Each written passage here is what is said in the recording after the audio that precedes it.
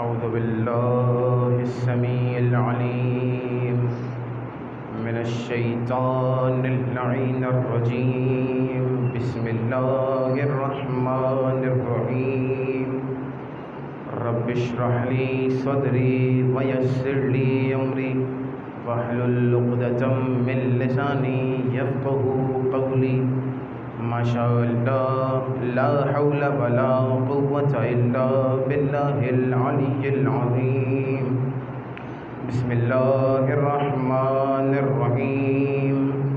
الحمد لله الذي هو خير معروف عرف وأرفع موصوف وصف وأعلى محمود حمد وأكبر مقصود قصد وأفضل معبود عبد.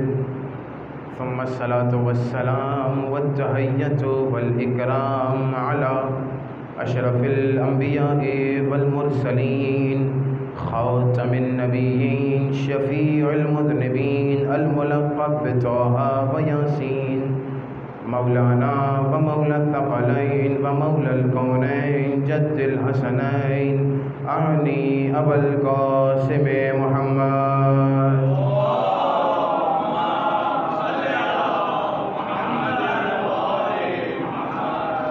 وعلى أهل بيته الطيبين الطاهرين المعصومين المظلومين المنتخبين الميامين ولعنة الدائمة الباقية العاذبة على أعدائهم ومنكر ولايتهم وفضائلهم وجلالتهم وعظمتهم ومقامهم وغاصب حقوقهم أجمعين من الأزل إلى قيام يوم الدين.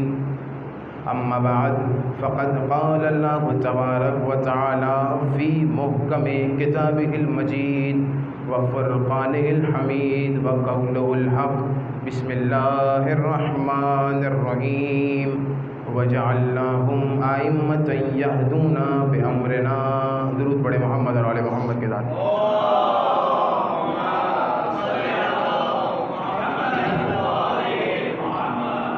مجلس اعلیٰ بعنوان شہادت والی پنجم حضرت امام محمد باقر علیہ السلام ہے.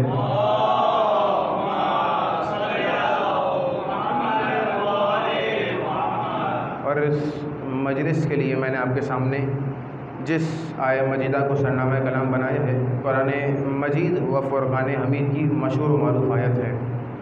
کئی مرتبہ آپ نے اس آیت کو علماء دین و خطبہ و ذاکرین سے سن رکھا ہے.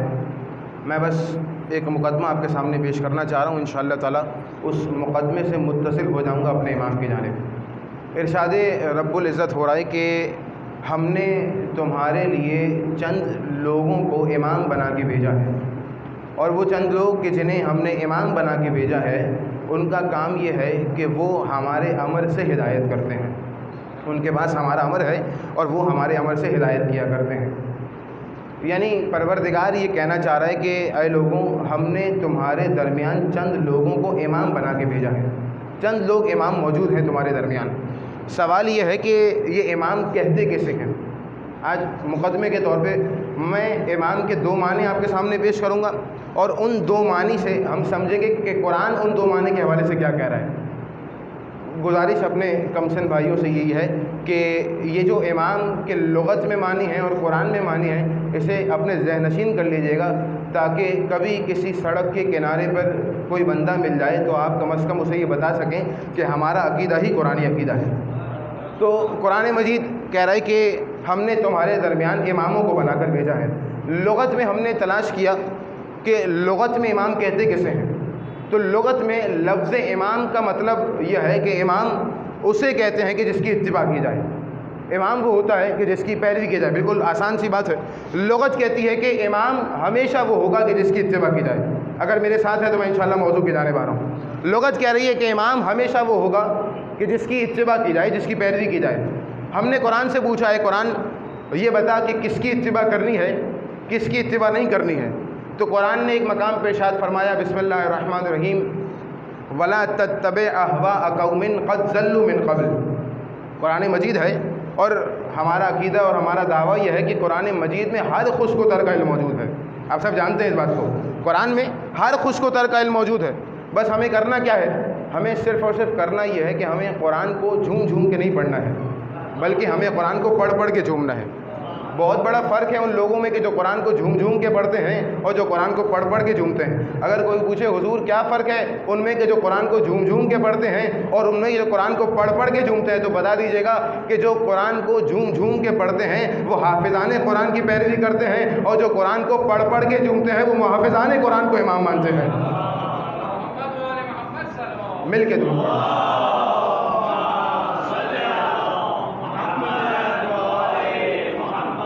لغت سے پوچھا ہے کہ امام کون ہوتا ہے، لغت نے بتایا کہ امام ہمیشہ وہ ہوگا کہ جس کی اتباع کی جائے.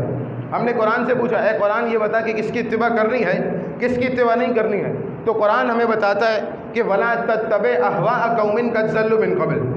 اے لوگوں دیکھو، اگر تمہیں کسی کی اتباع کرنی ہو، کسی کی پیروی کرنی ہو، دوسرے الفاظ میں کسی کو امام ماننا ہو، تو یہ یاد رکھنا کہ کبھی بھی اس کی اتباع نہیں کرنا کہ جو پہلے گمراہ رہ چکے ہوں. کبھی بھی انہیں امام نہ ماننا کہ جو گمراہ رہ چکے ہوں. کبھی بھی ان کو ہادی نہ ماننا کہ جو گمراہ رہ چکے ہوں. اب یہ گمراہی کیا ہے؟ ہم نے قرآن سے ہی پوچھا ہے قرآن یہ بتا کہ گمراہی کیا ہے، کیونکہ ہمارا دعویٰ کیا ہے، اس میں ہر خشک و تر کا علم موجود ہے. تو قرآن نے ایک مقام پہ فرمایا کہ جھوٹ گمراہی ہے. ایک مقام پہ قرآن نے فرمایا شراب نوشی گمراہی ہے. ایک مقام پہ قرآن نے کہا بت پرستی گمراہی ہے. مختلف مقامات پہ ایک مقام پہ فرمایا جھوٹ بولنا گمراہی ہے، یعنی جو جھوٹ بولے گا گویا وہ گمراہ ہے. جو شراب پیے گا، شراب نوشی کرے گا، گویا ایسا ہے کہ وہ گمراہ ہے. اور جو بت پرستی کر رہا ہے گویا ایسا ہے کہ وہ گمراہ ہے. اب آئیے پہلی آیت کی طرف. پہلی آیت کیا کہہ رہی تھی؟ دیکھو جسے بھی امام ماننا مان لینا، لیکن کبھی بھی انہیں امام نہ ماننا کہ جو گمراہ رہ چکے ہوں. اب آئیے ترجمہ کرتے ہیں. گویا قرآن کہنا چاہ رہا ہے کہ ہمیشہ اسے امام نہ ماننا کہ جو جھوٹے رہ چکے ہوں، کبھی بھی اسے امام نہ ماننا کہ جو بت پرست رہ چکے ہوں، کبھی بھی اسے امام نہ ماننا جو شرابی رہ چکے ہوں. تو توجہ رکھیے گا، قرآن کہہ رہا ہے کبھی بھی اسے امام نہ ماننا کہ جو جھوٹے رہ چکے ہوں، اسے امام نہ ماننا کہ جو شرابی رہ چکے ہوں، اسے امام نہ ماننا کہ جو بت پرست رہ چکے ہوں. جائیے جا کے تاریخ کا سینہ چیریے. جب آپ تاریخ کو پڑھیں گے نا تو تاریخ آپ کو بتائے گی کہ مکے کے ہر گھر میں بت تھا. مکے کے ہر گھر میں بت تھا. مکے کے ہر گھر میں بت تھا. تنہا علی کا وہ گھر تھا جہاں بت نہیں تھا. اگر کوئی آپ سے پوچھے حضور جب ہر گھر میں بت تھا تو علی کے گھر میں بت کیوں نہیں تھا، تو جواب دے دیجیے گا کہ ہمیشہ بت پرستوں کے گھر میں ہوتے ہیں، بت شکن کے گھر میں نہیں ہوا کرتے ہیں.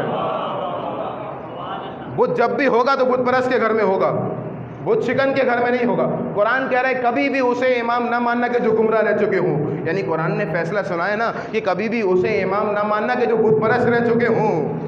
جب بھی امام ماننا، بت شکن کو امام ماننا. ہم نے قرآن سے پوچھا ہے قرآن یہ تو سمجھ میں آیا کہ بت پرست کو امام نہیں ماننا ہے، شرابیوں کو امام نہیں ماننا ہے، جھوٹ بولنے والوں کو امام نہیں ماننا ہے. ذرا یہ بھی تو بتا کہ اور کس کو امام نہیں ماننا ہے. تو قرآن ایک مقام پہ ارشاد فرماتا ہے بسم اللہ الرحمن الرحیم وَلَا تَتَّبِعِ الْكَافِرِينَ وَالْمُنَافِقِينَ. توجہ، قرآن کیا کہہ رہا ہے؟ اے لوگوں دیکھو کبھی بھی کافروں کی اطاعت نہیں کرنا اور منافقوں کی پیروی نہیں کرنا. توجہ میرے ساتھ، قرآن کہہ رہا ہے کبھی بھی کافروں کی اتباع نہیں کرنا، کبھی بھی منافقوں کی پیروی نہیں کرنا. کافر تو سب کو معلوم ہے کہ جو اللہ کا انکار کرے، رسول اللہ کا انکار کرے یا بنیاد اسلام میں سے کسی ایک جز کا انکار کر دے وہ کافر ہے. سوال یہ ہے کہ یہ منافق کس بلا کا نام ہے؟ قرآن کیا کہہ رہا ہے؟ کبھی بھی کافروں کی اتباع نہیں کرنا، کبھی بھی منافقوں کی اتباع نہیں کرنا. وہ قرآن فیصلہ سنا رہا ہے کہ کبھی بھی کافر کو امام نہیں ماننا، کبھی منافق کو امام نہیں ماننا. ہم نے قرآن سے ہی پوچھ لیا ہے قرآن یہ بتا کہ منافق کسے کہتے ہیں. تو قرآن ایک مقام پہ ارشاد فرماتا ہے بسم اللہ الرحمن الرحیم وما اصابکم یوم التقى الجمعان فباذن اللہ. اے رسول جو کچھ بھی جنگ احد کے دن آپ کے ساتھ ہوا وہ اللہ کے علم میں تھا. جائیے تاریخ کا مطالعہ کیجیے، آپ کو پتہ چلے گا کہ جنگ احد میں ہوا کیا تھا. بھائی اللہ کیا کہہ رہا ہے؟ اے رسول جو کچھ بھی جنگ احد میں آپ کے ساتھ ہوا اللہ کے علم میں تھا. اللہ تو دیکھنا یہ چاہتا تھا کہ کون آپ کا ساتھ دے کر مومن بنتا ہے، کون آپ کا ساتھ چھوڑ کر منافق ہو جاتا ہے. کیا کہہ رہے ہیں؟ کبھی بھی منافق کو امام نہیں ماننا. منافق کون؟ جو میرے نبی کا ساتھ چھوڑ کر بھاگے منافق. بھائی جو میرے نبی کا ساتھ چھوڑ کر بھاگے منافق. قرآن کہہ رہا ہے دیکھو جب بھی امام ماننا، میدان میں ڈٹنے والے کو امام ماننا، میدان سے بھاگنے والے کو امام نہ ماننا. جب بھی امام ماننا.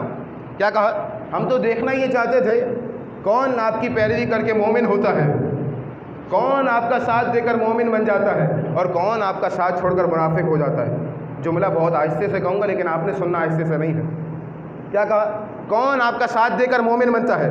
اس کا مطلب نتیجہ یہ نکال سکتے ہیں نا کہ جو نبی کا زیادہ ساتھ دے وہ زیادہ بڑا مومن ہوگا، اور جو نبی کا جتنا جلدی ساتھ چھوڑ کر بھاگے اتنا بڑا منافق ہو جائے گا. قرآن کہہ رہا ہے کبھی بھی کافروں کو امام نہیں ماننا، منافقوں کو امام نہیں ماننا. لغت میں امام کسے کہتے ہیں؟ جس کی اتباع کی جائے. قرآن نے بتا دیا کہ ان کی اتباع نہیں کرنا. لغت سے ہم نے پوچھا لغت ذرا یہ تو بتا کہ اور امام کون ہوتا ہے؟ تو لغت امام کا ایک اور معنی بیان کرتی ہے کہ ہمیشہ امام وہ ہوگا کہ جو آگے کھڑا ہوگا. ایسا ہی ہے، جو جماعت کے آگے کھڑا ہوگا وہ امام جماعت ہے، جماعت کا امام ہے. کم از کم آپ ساتھ دیں گے تو میرے لیے آسانی ہو جائے گی. جو جماعت کے آگے کھڑا ہوگا وہ جماعت کا امام، جو قبیلے کے آگے کھڑا ہوگا وہ قبیلے کا امام، جو لوگوں کے آگے کھڑا ہوگا وہ لوگوں کا امام. ہم نے قرآن سے پوچھا ہے قرآن ذرا یہ آگے کھڑے ہونے والے کے بارے میں تو کیا کہہ رہا ہے؟ تو قرآن ایک مقام پہ ارشاد فرماتا ہے بسم اللہ الرحمن الرحیم یقدم یوم القیامت فاوردہم النار. قرآن کہہ رہا ہے فرعون قیامت کے دن اپنی قوم کے آگے کھڑا ہوگا، لیکن وہ فرعون اپنی پوری کی پوری قوم کو جہنم میں پھینک دے گا. توجہ، قرآن ہے، کوئی آپ کے سامنے روایت نہیں پیش کر رہا ہوں جس کا انکار ہو سکے. کیا فرما رہے پروردگار کہہ رہا ہے فرعون قیامت کے دن اپنی قوم کے آگے کھڑا ہوگا. امام کون ہوتا ہے؟ کہ جو آگے کھڑا ہو. فرعون قیامت میں آگے کھڑا ہوگا، اس کا مطلب فرعون اپنی قوم کا امام ہوا یا نہیں ہوا؟ فرعون اپنی قوم کا امام ہوا.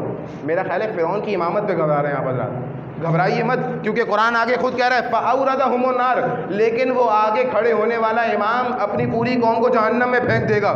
اس کا مطلب نتیجہ یہ نکلا کہ ہر آگے کھڑے ہونے والا امام جنت میں نہیں لے جاتے، بہت سے آگے کھڑے ہونے والے جہنم بھی لے جاتے ہیں. بس قرآن نے یہ آپ پہ نتیجہ چھوڑا ہے، یہ آپ کو اختیار دیا ہے کہ جسے چاہے امام مانیے، جسے چاہے امام نہ مانیے، لیکن اتنا یاد رکھیے گا کہ ہر آگے کھڑے ہونے والا امام جنت میں نہیں لے جاتا، بہت سے جہنم میں بھی لے جاتے ہیں. ہر امام جنت میں نہیں لے جاتا، بہت سے امام جہنم میں لے جاتے ہیں.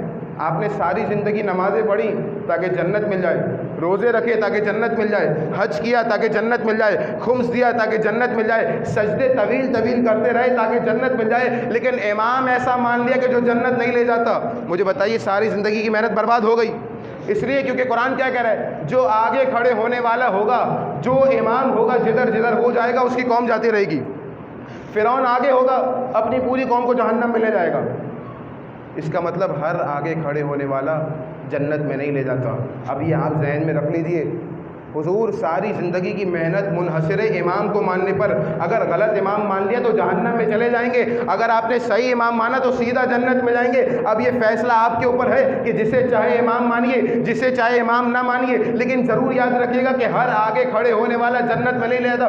بھائی جب جانا ہی جنت میں ہے تو عقل کیا گھاس چڑھنے گئی ہے کہ ایسے ویسوں کو امام مان رہے ہو؟ ایسوں کو امام مانو نا جو جنت کے جوانوں کے سردار ہیں. اب جانا ہی جنت میں ہے تو ایسوں کو امام مانو کہ جو جنت کے جوانوں کے سردار ہیں. میں نے کیا کہا؟ لغت کہہ رہی ہے کہ جو آگے کھڑا ہوگا وہ اپنی قوم کا امام ہے، آگے کھڑے ہونے والا امام ہے. جو جماعت کے آگے ہے جماعت کا امام. توجہ میری جانب، جو جماعت کے آگے، اچھا آپ سب ماشاءاللہ نماز جماعت پڑھنے والے تشریف فرمائیں. مجھے بتائیے نماز جماعت جب آپ پڑھتے ہیں تو آپ امام کے اشارے پہ چلتے ہیں یا امام آپ کے اشاروں پہ چلتا ہے؟ بھائی امام آپ کے اشاروں پہ تو نہیں چلتا، جماعت امام کے اشاروں پہ چلتی ہے. اس کا مطلب جو آگے کھڑا ہوگا اس کا کام ہوگا اشارہ کرنا، جو پیچھے کھڑے ہوں گے ان کا کام ہوگا اشاروں پہ چلنا. اور اگر پیچھے کھڑے ہونے والا امام کے اشاروں پہ نہ چلے تو اس کی جماعت باطل ہو جاتی ہے. اس کا مطلب آگے کھڑے ہونے والے کا کام ہے اشارے کرنا، پیچھے کھڑے ہونے والے کا کام ہے اشاروں پہ چلنا.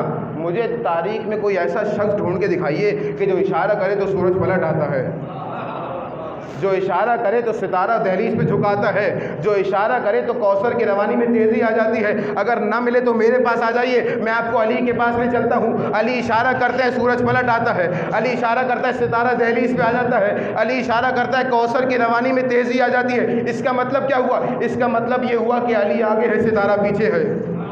علی آگے ہے چاند پیچھے ہے، علی آگے سورج پیچھے ہے، علی آگے عرش پیچھے ہے، علی آگے فرش پیچھے ہے۔ حضور اگر کوئی آپ سے پوچھے نا کہ یہ سب پیچھے کیوں ہے، علی آگے کیوں ہے، تو جواب دے دیجیے گا کہ یہ سب پیچھے اس وجہ سے ہے کہ یہ سب مل کے کائنات بنتے ہیں، علی آگے اس وجہ سے ہے کہ علی مولا کائنات ہو جاتے ہیں۔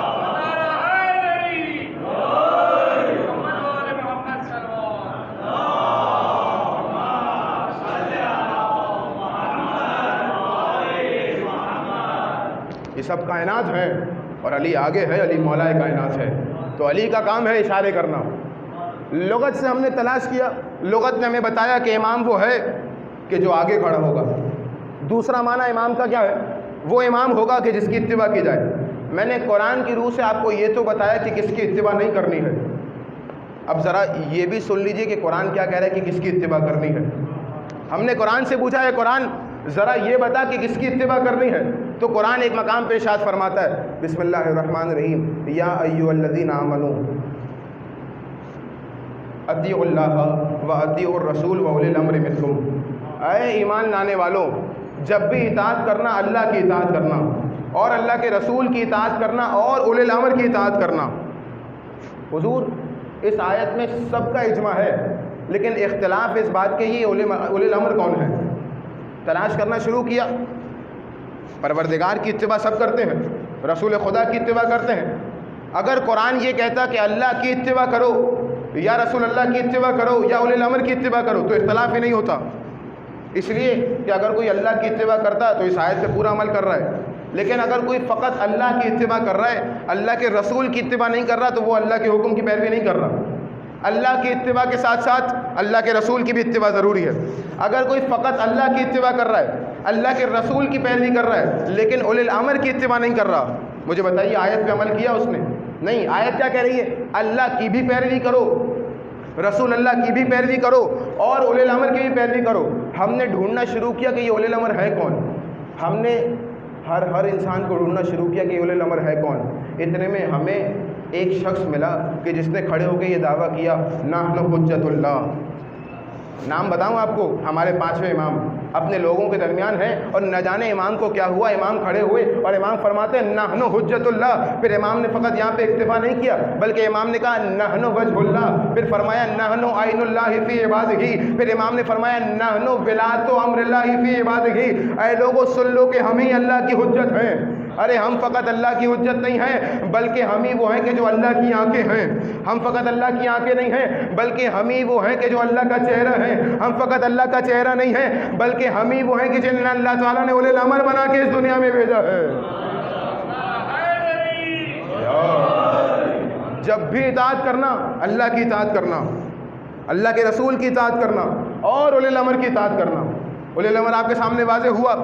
بھائی قرآن اور آیت کو ملا دیجئے، آیت اور امام کی روایت کو ملا دیجئے، نتیجہ یہی ملے گا کہ جب بھی امام ماننا تو اللہ کو امام ماننا، جب بھی امام ماننا رسول کو امام ماننا، اور جب بھی امام ماننا محمد باقر کو امام ماننا، اور کسی کو امام نہ ماننا۔ کیا فرمایا؟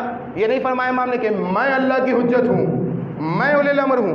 امام نے فرمایا نحن حجت اللہ، ہم سب کے سب اللہ کی حجت ہیں۔ اور جانتے ہیں آپ، رسول نے پہلے ہی فرما دیا ہے اولنا محمد، اوسطنا محمد، آخرنا محمد و کلنا محمد، ہم سب کے سب محمد ہیں۔ کسی نے ایک عالم دین سے پوچھا تھا، حضور یہ بتائیے کہ جب سب کے سب محمد ہیں تو سب کے سب علی بھی ہیں، جب کہ سب کے سب علی ہیں تو اللہ کے رسول نے یہ کیوں نہیں فرمایا کہ ہم سب کے سب علی ہیں، ہمارا پہلا بھی علی، درمیانہ بھی علی، آخری بھی علی؟ یہ کیوں فرمایا کہ ہمارا پہلا بھی محمد؟ مسکرا کے کہتے ہیں دنیا سے ایک علی برداشت نہیں ہوتا، 12 علی کیسے برداشت ہو جائیں گے؟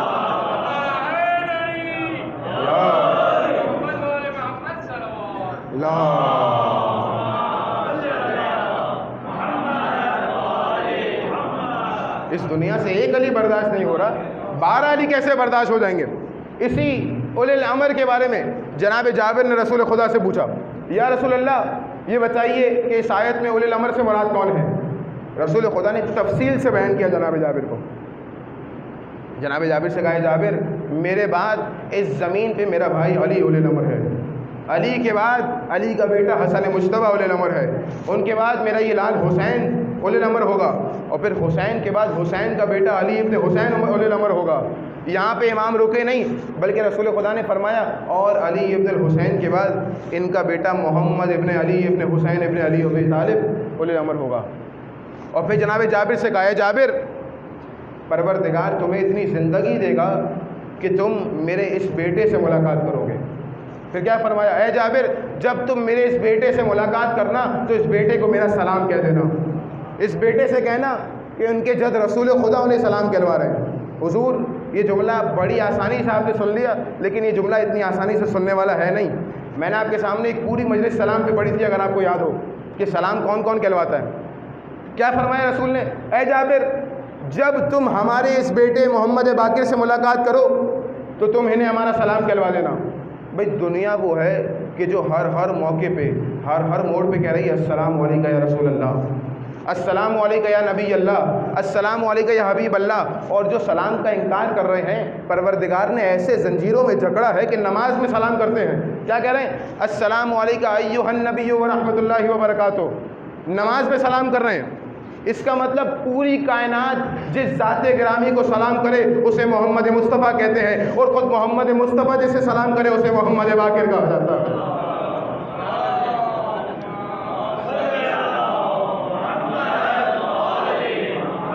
پوری کائنات جسے سلام کرے اسے محمد مصطفیٰ کہتے ہیں، اور خود نبی جسے سلام کرے اسے محمد باقر کہتے ہیں۔ جناب جابر سے کہا، جابر تم ہمارے اس لال سے ملاقات کرو گے، اور جب تم ان سے ملاقات کرو تو انہیں ہمارا سلام کہلوا دینا۔ جناب جابر نے رسول خدا کی شاگردی کی۔ رسول خدا کے بعد جناب جابر نے جناب امیر کا دور دیکھا، جناب امیر کی شاگردی کی۔ پھر جناب امیر کے بعد جناب جابر نے امام حسن کا دور دیکھا، امام حسین کے دور میں بھی جناب جابر ہیں، امام زین العابدین کے دور میں جناب جابر ہیں، اور اب عالم یہ ہے کہ جناب جابر ضعیف ہو چکے ہیں، اور جناب جابر کا عالم یہ ہے کہ جناب جابر کی آنکھیں نابینا ہو گئی ہیں اور دل کی آنکھیں بینا ہو چکی ہیں۔ جناب جابر کی بصیرت کم ہوتی جا رہی ہے، بصارت کم ہوتی جا رہی ہے اور بصیرت بڑھتی جا رہی ہے، یہ جناب جابر کا عالم ہے۔ اور مدینے کی گلیوں میں کہتے جا رہے ہیں این الواقر، این الواقر، این الواقر، بچوں کا چہرہ دیکھتے جاتے ہیں۔ کسی نے پوچھا، اے جابر آپ ایسی حرکت کیوں کر رہے ہیں کہ لوگ آپ کو نعوذ باللہ یہ سمجھیں کہ آپ کی عقل زائل ہو گئی ہے، دیوانہ ہو چکے ہیں؟ جناب جابر نے کہا میں کیا کرتا ہوں؟ کہا یا جابر آپ لوگوں کے چہروں کو دیکھتے ہیں، بچوں کے چہروں کو دیکھتے ہیں، آخر اس کی وجہ کیا ہے؟ مدینے کی گلیوں میں یا اینا باقر کی صدائیں بلند کرتے ہیں۔ جناب جابر کہتے ہیں میں کیا کروں، مجھے صادق نبی نے کہا تھا کہ میرا ایک بیٹا آئے گا جس کا نام محمد باقر ہوگا، اور کیا فرمایا تھا، اے جابر یاد رکھنا اسمہ اسمی، اس بیٹے کا نام میرے نام پر ہوگا، اس بیٹے کی تمام صفات میری صفات سے ملتی ہوگی۔ جب تم اسے دیکھو گے تو تم فیصلہ نہیں کر پاؤ گے کہ یہ اس بیٹے کا بچپنا ہے یا محمد مصطفیٰ کا بچپنا لوٹایا ہے، اسے سلام کہہ دینا میرا۔ اچھا رسول خدا نے امانت رکھوائی ہے نا جناب جابر کے پاس، ایک جملہ یہاں پہ عرض کروں آپ کے سامنے، جب بھی کسی کو امانت رکھوائی جاتی ہے تو جسے بھی امین بنایا جاتا ہے اس کے اندر دو شرطوں کا ہونا بہت ضروری ہے۔ سنیں گے دو شرطیں کون سی ہیں؟ پہلی شرط جسے امین بنایا جائے اس کی شرط یہ ہے کہ وہ خائن نہ ہو، خیانت کرنے والا نہ ہو، اگر وہ خیانت کرنے والا ہے تو امانت بیکار ہو گئی، اور دوسری شرط یہ ہے کہ اس کی عقل کمزور نہ ہو۔ پتہ نہیں پہنچی بات، آپ تک نہیں پہنچی بھائی؟ جسے امین بنایا جاتا ہے اس کی دوسری اور اہم ترین شرط یہ ہے کہ اس کی عقل کمزور نہ ہو، اسے کوئی ہذیان کی تہمت نہ لگائے۔ بھائی جب دنیاوی لوگ دنیاوی معاملوں میں کسی کم عقل والے کو امین نہیں بنایا کرتے تو پروردگار نبوت کا امین کیسے کم عقل والے کو بنا سکتا ہے؟ مل کے درود پڑھے محمد اور آل محمد کے ذات۔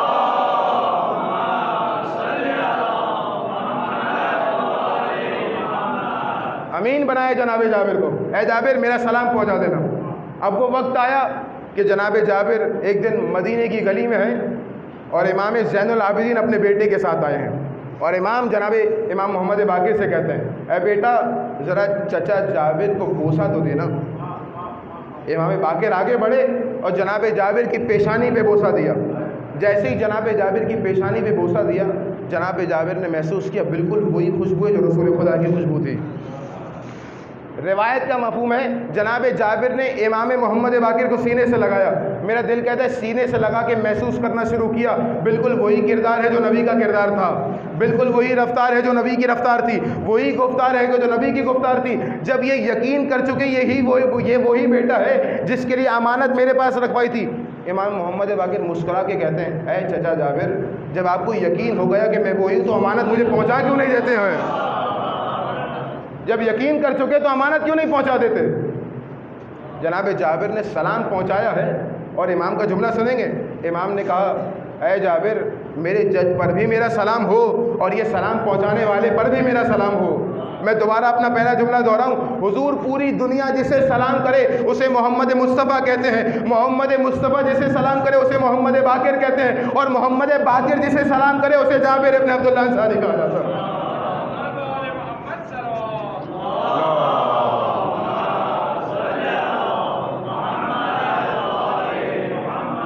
جناب جابر کا مقام کوئی معمولی مقام نہیں ہے، ذہن اتنا طاقتور ہے جناب جابر کا کہ امانت یاد ہے۔ اور کیا کہا تھا رسول خدا نے؟ رسول نے فرمایا تھا اے جابر، میرے اس بیٹے کا نام محمد باقر ہوگا۔ باقر کا مطلب جانتے ہیں آپ؟ باقر اسے کہا جاتا ہے، فقط امام کا لقب باقر نہیں ہے بلکہ امام کا لقب ہے اولین اور آخرین کے علم کو شگافتہ کرنے والا۔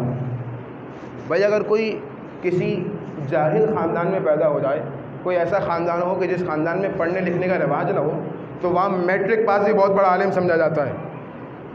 اگر کوئی ایسے خاندان میں ہو جہاں سب میٹرک کرتے ہوں تو وہاں انٹر پاس والے کو عالم کہا جاتا ہے۔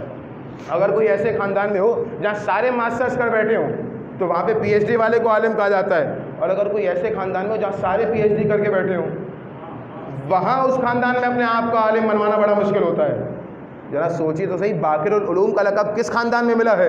اس خاندان میں ملا ہے کہ جس خاندان کا پہلا جب دنیا میں آتا ہے تو کہتا ہے یا رسول اللہ بتائیے توریت سناؤں یا زبور سناؤں، انجیل سناؤں یا قرآن مجید سناؤں؟ اور پھر توریت سنانا شروع کرتے ہیں، اور رسول کہتے ہیں اے علی، آپ نے بالکل ویسے توریت سنائی کہ جیسے توریت سنانے کا حق تھا۔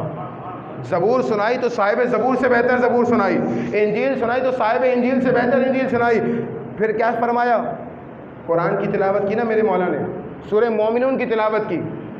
حضور میرے مولا توریت سنا رہے ہیں، یہ بات پھر عقل میں آ جاتی ہے، اس لیے کہ توریت پہلے نازل ہو چکی ہے۔ جملہ محفوظ کیجئے گا، زبور سنا رہے ہیں پھر عقل میں آ جاتی ہے، اس لیے کہ زبور پہلے نازل ہو چکی ہے۔ انجیل سنا رہے ہیں اس لیے سمجھ میں آ جاتا ہے کیونکہ پہلے نازل ہو چکی ہے۔ لیکن علی قرآن کے 13 سال پہلے نازل ہونے سے قرآن سنا رہے ہیں، آغوش مصطفیٰ میں علی ہیں اور علی قرآن کی تلاوت کرتے جا رہے ہیں۔ میں نے بہت ڈھونڈا کہ یہاں پہ کیا جواب دیا جائے تو مجھے دو ہی جواب نظر آئے۔ بھائی یا تو یہ ہو سکتا ہے کہ آغوش مصطفیٰ میں رہ کے علی کی نگاہیں لوح محفوظ کا مطالعہ کر رہی تھی، یا تو یہ سمجھ میں آتا ہے کہ جو علی پڑھتے جا رہے تھے اللہ لوح محفوظ پہ قرآن بناتا جا رہا تھا۔ مل کے درود پڑھیں محمد اور آل محمد کے ساتھ۔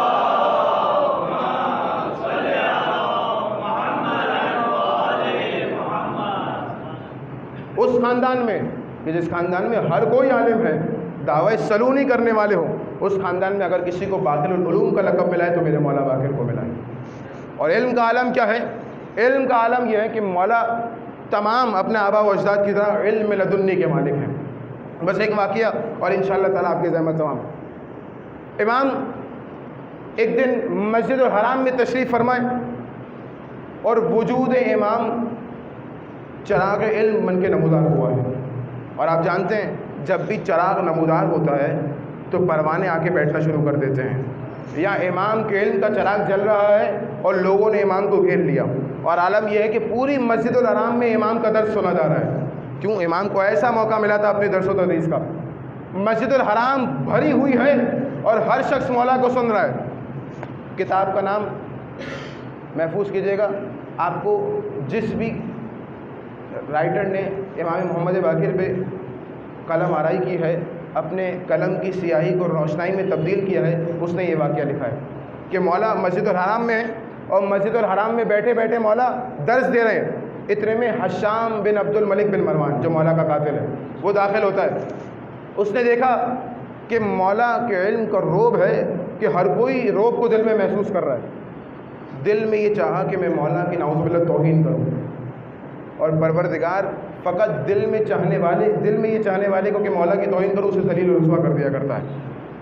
دل میں چاہا اس نے کیا کہا؟ اس نے اپنے ایک غلام سے کہا میں تجھے ایک سوال کہتا ہوں، جا کے یہ سوال محمد واقع سے پوچھ لے. وہ اس سوال کا جواب نہیں دے پائیں گے اور وہ اپنے ہی چاہنے والوں کے درمیان نعوذ باللہ ذلیل ہو جائیں گے. کیا سوال ہے؟ کہا جا کے سوال یہ کر کہ اہل محشر کا جب آخری سوال ہوگا، آخری سوال سے پہلے اہل محشر کیا کھائیں گے اور کیا پئیں گے؟ مجھے بتائیے. معمولی سوال نہیں ہے یہ. وہ شخص آتا ہے قاصد بن کے امام کے پاس آتا ہے اور کہتا ہے مولا بادشاہ وقت کا سوال یہ ہے کہ اہل محشر جب اپنا آخری سوال کا جواب دے رہے ہوں گے تو اس سے پہلے وہ کیا کھائیں گے اور کیا پئیں گے؟ امام نے فرمایا پروردگار جہاں محشر برپا کرے گا تو وہاں چند میوہ دار درختوں کو لگائے گا اور وہ اہل محشر اس سوال سے پہلے ان درختوں سے میوے کو تناول فرمائیں گے، اسی سے سیراب ہوں گے. اس نے آ کے یہ جواب حشام کو دیا. حشام نے کہا ایسا ممکن ہی نہیں ہے. کیا سرائی کی؟ اس نے کہا ایسا تو ممکن ہی نہیں ہے، اس لیے کہ اہل محشر تو اس وقت اپنے سوال و کتاب کے حساب میں کھوئے ہوئے ہوں گے. وہاں کس کو کھانے پینے کا ہوش ہوگا؟ جا کے کہہ دو کہ امام آپ نے غلط فرمایا ہے. وہ آیا مولا کے پاس اور مولا سے کہتا ہے اے مولا بادشاہ وقت کہہ رہا ہے کہ آپ نے غلط فرمایا، اس لیے کہ وہاں لوگوں کو کھانے پینے کا ہوش ہی نہیں ہوگا، ہر کوئی سوال جواب میں پھنسا ہوا ہوگا، وہاں کسی کو کھانے پینے کا ہوش نہیں ہوگا. امام نے فرمایا جا کے اپنے بادشاہ سے کہہ دے کہ اس نے قرآن پڑھا ہے یا قرآن نہیں پڑھا ہے. توجہ، اس جملے کو آپ کے سامنے بعد میں رکھوں گا. کہا جا کے اس سے کہہ دے اس نے قرآن بھی پڑھا ہے یا قرآن نہیں پڑھا.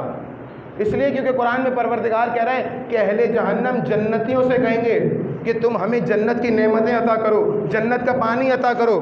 تو جنتی کہیں گے کہ یہ جنت کی نعمتیں کافروں پہ حرام کر دی گئی ہیں، پروردگار نے جنت کی نعمتیں کافروں پہ حرام کی ہیں. امام کہتے ہیں قرآن کہہ رہا ہے کہ جہنمی عذاب کے درمیان بھی کھانے پینے کی غذا کی ضرورت محسوس کریں گے.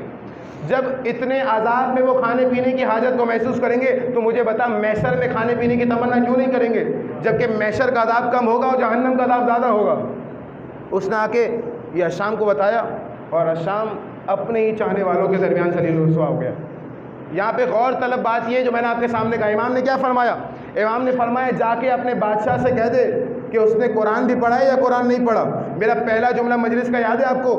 بھائی قرآن ہر کوئی پڑھتا ہے، بس فرق کیا ہے؟ پڑھ پڑھ کے جھومنے والے اور ہوتے ہیں، جھوم جھوم کے پڑھنے والے اور ہوتے ہیں. بھائی جو پڑھ پڑھ کے جھومتے، میں نے عرض کیا تھا جو پڑھ پڑھ کے جھومتے ہیں وہ حافظان قرآن کی پیروی کرتے ہیں اور جو جھوم جھوم کے پڑھتے ہیں محافظان قرآن کی پیروی کرتے ہیں. امام نے کہا کیا تو نے قرآن نہیں پڑھا؟ گویا مولا کہنا چاہتے ہیں سن قرآن کو تو بھی پڑھتا ہے، قرآن تو میں بھی پڑھتا ہوں، لیکن جب تو قرآن پڑھتا ہے تو قرآن کا انداز اور ہوتا ہے، جب میں قرآن پڑھتا ہوں تو قرآن کا رویہ اور ہوتا ہے. سن جب تو قرآن پڑھتا ہے تو قرآن کی ایک ایک آیت تجھ پر لعنت کر رہی ہوتی ہے اور جب میں قرآن پڑھتا ہوں تو قرآن اپنے راز کھول کھول کے سامنے رکھنے شروع کر دیتا ہے.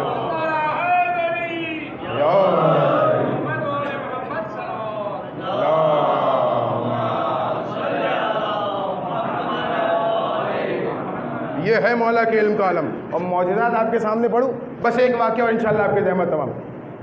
امام ایک دن نماز پڑھا رہے ہیں، امام کا ایک چاہنے والا امام کے پاس ہے اور کتنا خوش نصیب ہے کہ امام نماز پڑھا رہے ہیں، وہ پیچھے نماز پڑھ رہے ہیں. نماز سے فارغ ہوا، دل میں یہ ارادہ کیا. کیا ارادہ کیا؟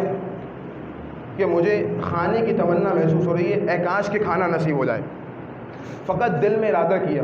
یہاں ایک جملہ کہوں، دیکھیں ہمارا افتخار ہی یہ ہے کہ ہم نے کبھی ایسوں کو امام مانا ہی نہیں ہے جو کبھی کہتا ہے میں پوچھ کے بتاتا ہوں، فلانے سے پوچھ کے بتاتا ہوں. ہمارا افتخار تو یہ کہ ہم نے ہمیشہ ایسوں کو امام مانا ہے جو دلوں کے حال سے واقف ہو جایا کرتے ہیں.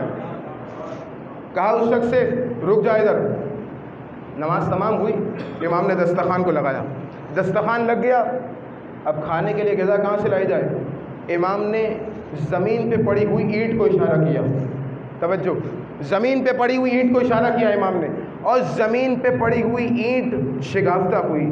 میں جملوں کو بدلوں، علم کو شگافتہ کرنے والے نے حکم دیا تو اینٹ شگافتہ ہوئی. جیسے ہی زمین پہ پڑی ہوئی اینٹ شگافتہ ہوئی، اس میں سے جنت کے کھانے نکلنا شروع ہوئے. دسترخوان پہ جنت کے کھانے ہیں. وہ کہتے ہیں میں نے مولا کے ساتھ سیر ہو کے کھانا کھایا. جب کھانا کھا چکا تو امام اپنے مسند سے کھڑے ہوئے اور بیت الشرف میں تشریف لے گئے. میں نے کچھ دیر کے لیے دل میں خیال کیا کہ بھلا یہ کیسے ممکن ہے کہ زمین کی اینٹ میں سے کھانے نکل آئیں؟ کہیں ایسا تو نہیں ہے کہ میرے دل کا ایک خیال ہو. واقعی ہم نے کھانا کھایا یا فقط میں گمان کر بیٹھا ہوں؟ جیسے ہی اس نے یہ خیال کیا، میرے مولا بیت الشرف سے باہر آئے اور اس سے کہتے ہیں تجھے کیا ہو گیا ہے؟ تو کب سے یہودیوں کے خیال دلوں میں بسانے لگا ہے؟ تو کب سے یہودیوں کے خیال دلوں میں بسانے لگا ہے؟ امام نے پھر دوبارہ اینٹ کو اشارہ کیا، وہ اینٹ جس سے پہلی بار جنت کے کھانے نکلے تھے، اب کی بار اس اینٹ سے جنت کی مشروبات نکلی۔ وہ کہتا ہے ایسی مشروبات میں نے پی کہ جس سے زیادہ شیریں مشروبات میں نے اپنی زندگی میں کبھی نہیں پی ہے۔ امام نے کیا کیا؟ زمین پہ پڑی ہوئی اینٹ سے جنت کے کھانے نکالے۔ حضور اس سے پہلے بھی جنت کے کھانے آتے رہے ہیں، لیکن اس وقت جنت کے کھانے آسمان سے زمین پہ آتے رہے تھے۔ توجہ، جملہ محفوظ کیجیے گا، اس سے پہلے بھی جنت کے کھانے زمین پہ آئے ہیں، لیکن جنت کے کھانے جب آتے تھے تو وہ آسمان سے زمین پہ آتے تھے۔ کوئی امام کہنا چاہتے ہیں ہم ہیں امام ہیں امام، ہم چاہیں تو جو کچھ چاہیں پورا ہو جاتا ہے، بھائی ہم چاہیں تو آسمان سے جنت کے کھانے آ جاتے ہیں، اور اگر ہم چاہیں تو زمین کی اینٹوں کو اس قابل بناتے ہیں کہ وہ جنت کے کھانے نکال سکتے ہیں۔ ہم ارادہ کریں تو جنت کے کھانے نکل آتے ہیں۔ کیا فرمایا امام نے؟ امام نے کہا تو کب سے یہودیوں کے خیال کو دلوں میں بسانے لگا ہے؟ حضور اس نے کیا کیا تھا؟ اس نے فقط دل میں کچھ دیر کے لیے فضیلت امام باقر پہ شک کیا تھا، اور امام نے کیا کہا؟ تو کب سے یہودیوں کے خیال کو دلوں میں بسانے لگا؟ گویا مولا نے فتویٰ دے دیا نا کہ جو بھی ہماری فضیلت میں شک کرے اپنے آپ کو مسلمان نہ سمجھے، ہماری نظر میں یہودی ہو چکا ہے۔ مسلمان نہ سمجھے اپنے آپ کو، ہماری نگاہ میں وہ یہودی ہو چکا ہے۔ بس عزیزو، آج جس امام کی شہادت ہے، یہ امام وہ ہیں کہ جن کے اختیارات میں سے اختیار ہے کہ چاہیں تو زمین سے کھانے نکل آتے ہیں۔ ذرا سوچئے وہ کیا وقت ہوگا کہ جب امام پورے اختیار کے ساتھ 3 دن کے بھوکے اور پیاسے ہوں گے۔ یہی امام ہیں، کربلا کے عینی شاہد ہیں۔ امام کی عمر کربلا میں 4 برس ہے، 3.5 اور 4 برس کے 2 بچے کربلا میں نظر آتے ہیں۔ میں گزارش کروں گا اگر ممکن ہے تو چراغوں کو بجھا دیا جائے کہ آج رونے میں کوئی بخل نہ کر سکے۔ 3.5 اور 4 برس کے 2 بچے کربلا میں نظر آتے ہیں۔ ایک حسین کی سکینہ نظر آتی ہے اور ایک زین العابدین کا مولا امام محمد باقر نظر آتا ہے۔ اگر امام باقر نے سکینہ سے زیادہ تماچے نہیں کھائے نا تو سکینہ سے کم تماچے بھی نہیں کھائے۔ کربلا سے کوفہ میرے مولا نے تماچوں پہ تماچے کھائے ہیں، اور ذرا سوچئے غیرت ہاشمی ہے، یہ کیسے برداشت کیا ہوگا کہ میری جدہ کے سر سے چادر کو چھینا جا رہا ہے۔ اجرکم اللہ عزیزو، امام باقر کی مصیبت کا آغاز امام کے 57ویں برس سے آغاز نہیں ہوتا، بلکہ مصیبت کا آغاز تو 4 سال سے ہی ہو جاتا ہے، جب میرے مولا دیکھ رہے تھے اور کسی نے سکینہ کو تماچا لگایا، جب میرے مولا دیکھ رہے تھے اور کسی نے زینب کے سر سے چادر کو چھینا ہے۔ میرا مولا محمد باقر بھی خون کے آنسو گریا کرتا ہوگا۔ بس عزیزوں، اب سے کچھ روز کے بعد آپ عید منائیں گے نا، آپ جانتے ہیں میرے مولا نے بھی کربلا کو برپا کیا ہے اور کربلا کے مصائب کو لوگوں کے سامنے بیان کیا ہے۔ دل ہے اور حق ہے اس امام کا کہ اس امام کی مظلومیت سے پہلے میں آپ کے سامنے چند جملے قربانی کے مصائب کے پیش کروں۔ آپ جانتے ہیں عزیزوں، قربانی آپ سب انشاءاللہ تعالیٰ کریں گے، لیکن ایک شاعر نے کیا خوب لکھا، وہ کہتے ہیں چند شرطیں ہیں ذبیحہ کی برائے قرباں، شرط اول ہے کہ کم سن نہ ہو، بیمار نہ ہو، اور بھوکا نہ ہو، پانی کا طلبگار نہ ہو، روبرو سامنے حیوان کے حیوان نہ ہو۔ میں پڑھتے جاؤں گا آپ کے سامنے اور آپ سے گزارش ہے بلند آواز سے گریہ کرتے جائیے گا۔ یہ تو آپ جانتے نا کہ امام نے فرمایا ابو بصیر سے، اے ابو بصیر ہمارے جد کی مظلومیت میں ایسے گریہ نہ کرو، بلکہ ایسے گریہ کرو جیسے جوان کے لاشے پہ بوڑھی ماں گریہ کیا کرتی ہے۔ ہمارے جد کے مصائب میں ایسے بیان کرو جیسے جوان کے لاشے پہ بوڑھی ماں بیان کیا کرتی ہے۔ ہمارے جد کی مصیبت میں ایسے نوحہ کرو جیسے جوان کے لاشے پہ بوڑھی ماں نوحہ کیا کرتی ہے۔ ارے چند شرطیں ہیں ذبیحہ کی برائے قرباں، شرط اول ہے کہ کم سن نہ ہو، بیمار نہ ہو، اور بھوکا نہ ہو، پانی کا طلبگار نہ ہو، روبرو سامنے حیوان کے حیوان نہ ہو، وقت ذبح وہ گھڑی بھر کو پریشان نہ ہو، شرط یہ بھی ہے چھری بھی نہ دکھاؤ اس کو، ذبح سے پہلے قضا سے نہ ڈراؤ اس کو، ہو چھری تیز مگر ہاتھ ہو نرمی سے رواں، ایک ہی بار میں ہو جائے ذبیحہ قربان۔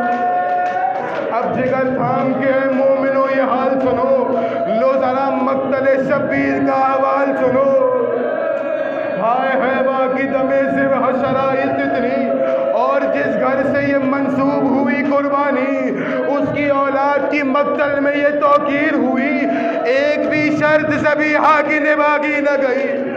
ارے شرط اول تھی کہ کم سن نہ ہو، دندان بھی ہو، دودھ پیتا نہ ہو، پانی کا طلبگار نہ ہو۔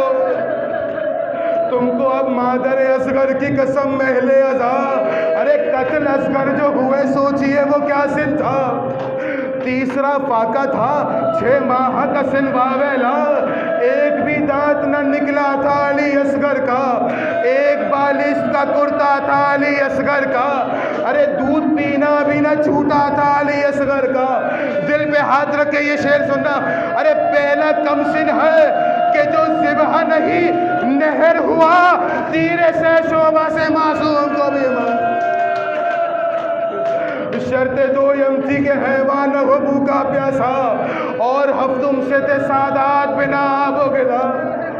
ارے حلق تر کرتے ہیں قصاب بھی قربانی کا، یا 72 کو دم ذبح بھی پانی نہ ملا۔ جلتی ریتی پہ کہیں اکبر و عباس گرے، اور کہیں اون و محمد کہیں قاسم سے پڑے، اور کہیں اون و محمد کہیں قاسم سے پڑے۔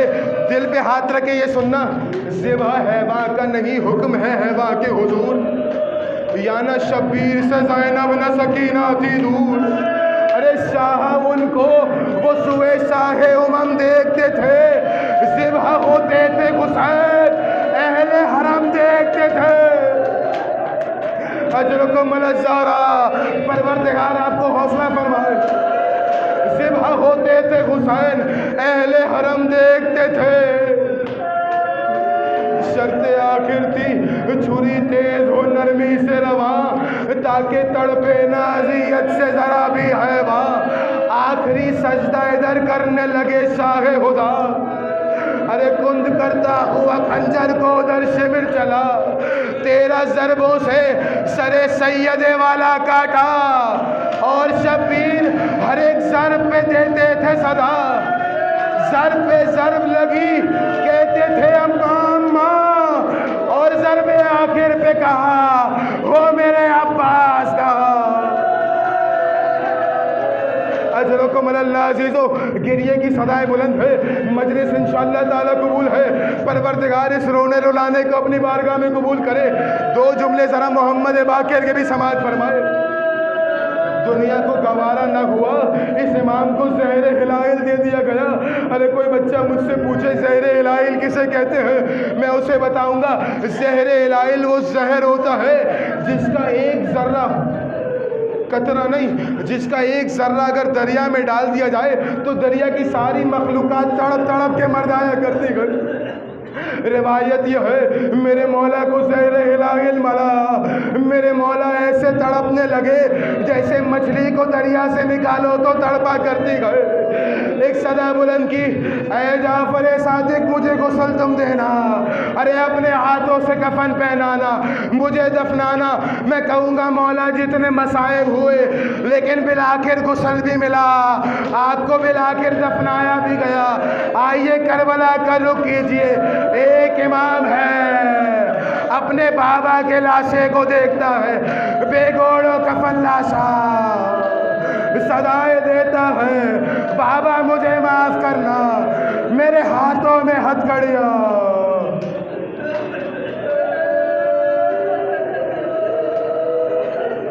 ماتم امام محمد